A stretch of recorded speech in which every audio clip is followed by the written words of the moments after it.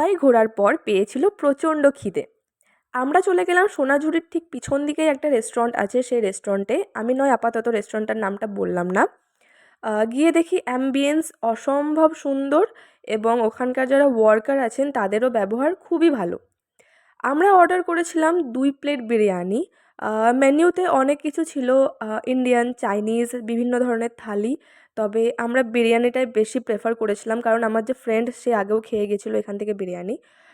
আমি নিয়েছিলাম আলু বিরিয়ানি এবং আমার ফ্রেন্ড নিয়েছিল চিকেন বিরিয়ানি। তার সাথে একটা ডিমও দিয়েছিল আর উইথ রায়তা। এটা একটা ভালো জিনিস, আমার মানে ভালো লাগলো দেখে। বিরিয়ানির কোয়ালিটির কথা বলতে গেলে এটাই বলবো যে প্রচণ্ড লাইটভাবে বানানো হয়েছিল বিরিয়ানিটা। এর মধ্যে তেলের পরিমাণ, মশলার পরিমাণ খুবই কম ছিল। কিন্তু হ্যাঁ, রাইসটা একটু শক্ত ছিল। আর আলুর কথা তো আমি বলবোই না, এখনকার নতুন আলু সে তো শক্ত হয়ই। আমার ফ্রেন্ড যেহেতু নিয়েছিল চিকেন বিরিয়ানি, ওকে বললাম চিকেনটা একটু দেখানোর জন্য। তবে হ্যাঁ, চিকেনটা কিন্তু জুসি ছিল। তো দেখা হচ্ছে নেক্সট ভিডিওতে। Don't forget to subscribe my channel. Tata.